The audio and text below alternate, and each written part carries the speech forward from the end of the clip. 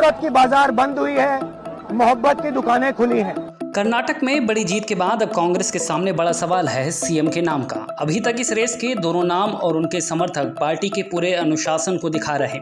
कोई बयानबाजी नहीं, कोई शक्ति प्रदर्शन नहीं, लेकिन मन में अपने नाम पर ही मुहर के अरमान जरूर हैं। कांग्रेस को यह तय करना है कि डीके शिव कुमार पर दांव चला जाए या फिर राजस्थान की तरह सियासत के पुराने माहिर खिलाड़ी सिद्धारमैया को ही कमान सौंप दी जाए। आज हम आपको अपने इस वीडियो में बताने जा रहे हैं कि कर्नाटक का होने वाला सीएम न केवल कांग्रेस बल्कि देश की सियासत को भी तय करेगा।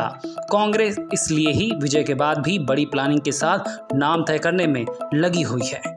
सब कुछ खरगे के हाथ में है या फिर राहुल सोनिया के सिग्नल से सब कुछ फिक्स होगा।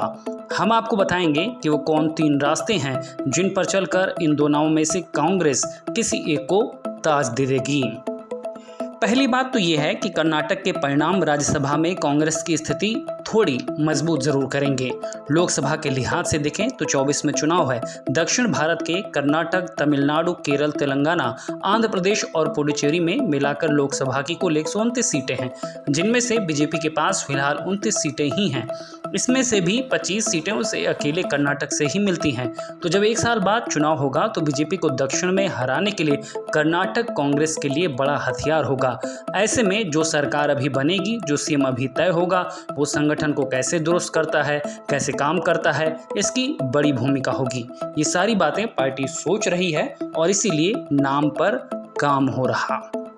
अब बात उन 3 रास्तों की जो कांग्रेस के सामने है। नंबर 1, प्रदेश अध्यक्ष को विधायक दल का नेता चुनना। अभी कांग्रेस के भीतर सबसे ज्यादा चर्चा इसी फॉर्मूले की हो रही। 2015 के बाद कांग्रेस 5 राज्यों में अपने बूते सरकार बनाने में कामयाब रही। इनमें पंजाब, मध्य प्रदेश, छत्तीसगढ़, राजस्थान और हिमाचल है। 5 में से 3 राज्यों में प्रदेश अध्यक्ष को ही विधायक दल का नेता यानी कि सीएम चुना गया। कांग्रेस में 2014 से पहले भी अमूमन प्रदेश अध्यक्ष को विधायक दल के नेता चुनने की परंपरा रही है। अगर ऐसा होता है तो डीके शिव कुमार का पलड़ा भारी हो जाएगा। नंबर 2, हिमाचल में सुक्खू और पंजाब में चन्नी वाला फार्मूला। दरअसल साल 2021 में हाईकमान से नाराज होकर कैप्टन अमरिंदर सिंह ने जब मुख्यमंत्री का पद छोड़ा तो उसके बाद कई नामों की चर्चा तेज हो गई। इनमें सिद्धू और सुनील जाखड़ के नाम प्रमुख थे, लेकिन आखिर में चन्नी के नाम पर मुहर लगी। ठीक ऐसा हिमाचल में भी था, जहां जीत के बाद कई नाम थे पर मुहर लगी सुक्खू पर। कांग्रेस के सियासी गलियारों में इन दोनों चयन के पीछे राहुल गांधी की पसंद को माना गया।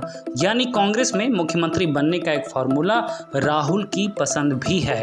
कर्नाटक में भी मुख्यमंत्री चयन में राहुल की पसंद को तरजीह दी जा सकती है।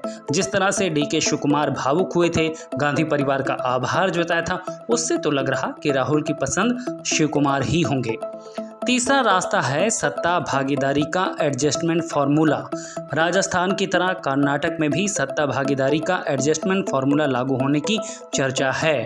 क्योंकि सिद्धारमैया और शिव कुमार दोनों के समर्थन में अधिकांश विधायक हैं, इसीलिए पार्टी कर्नाटक में राजस्थान की तरह रिस्क नहीं लेना चाहती, जहां सचिन पायलट लगातार मोर्चा खोले हुए हैं।